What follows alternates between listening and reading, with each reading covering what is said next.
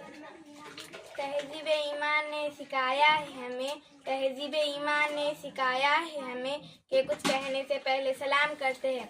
अस्सलामु अलैकुम रहमतुल्लाहि व बरकातुहू। मैं आप हज़रात के सामने एक तकरीर पेश करना चाहती हूँ। मेरी तकरीर का उन्वान है सलाम की फजीलत।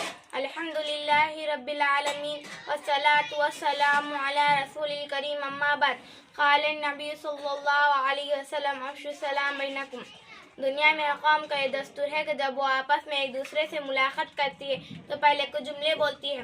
ये मुलाकात का एक तरीक़ा है। कोई नमस्ते कहता है तो कोई प्रणाम कहता है, कोई गुड मॉर्निंग कहता है तो कोई कुछ और कहता है। गर्ज हर कौम के मिलने का अंदाज़ अलग है और मुलाकात के वक्त बोले जाने वाले अल्फाज भी अलग, मगर इस्लाम में मुलाकात के जो अदब और तरीक़े सिखाए गए हैं, हकीकत यह है कि इससे ज़्यादा प्यारा तरीक़ा और बेहतरीन अंदाज़ किसी कौम और मज़हब में नहीं पाए जाते।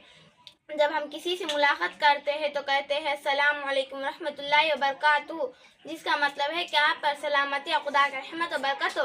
जिसे आज ये कितनी अच्छी दुआ मुलाकात भी हो रही है और हम एक दूसरे को सलामती की, सेहत और तंदुरुस्ती की दुआ भी दे रहे हैं। हजरात, आज सलाम की अहमियत का अंदाज़ा इस बात से लगा सकते हैं कि जब रसूल सल्लल्लाहु अलैहि वसल्लम मेहराज में तशरीफ़ ले गए तो अल्लाह ताला ने मुलाकात के हुज़ूर सल्लल्लाहु अलैहि वसल्लम से पहला जुमला जो कहा था वो यही था, अस्सलामु अलैका अय्युहन नबी रहमतुल्लाहि व बरकातुहू।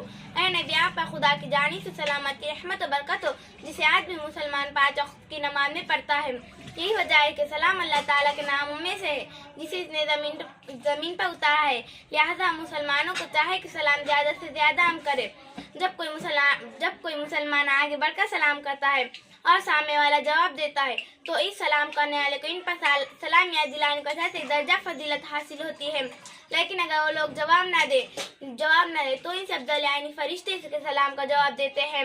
हजरत, कुरान में अल्लाह ताला ने सलाम को मुबारक तैयब फरमाया और फरमाया कि जन्नती आपस में मुलाकात करेंगे तो इनकी जुबान पर भी सलाम ही सलाम हो गया। जन्नत का एक नाम दारुस्सलाम यानी सलामती का घर रखा गया है।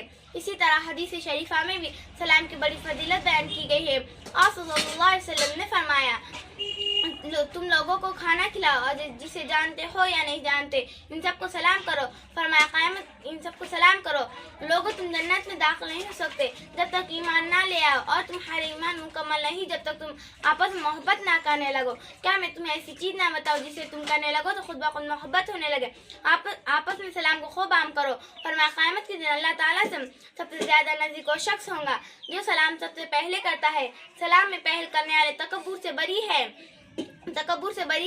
सलाम आज सल्लल्लाहु अलैहि वसल्लम ने फरमाया, किसी ने अस्सलामु अलैकुम कहा तो 10 ने क्या का सवाब, और रहमतुल्लाह कहा तो 20 ने क्या का सवाब, और बरकातुहू कहा तो 30 ने क्या का सवाब मिलता है।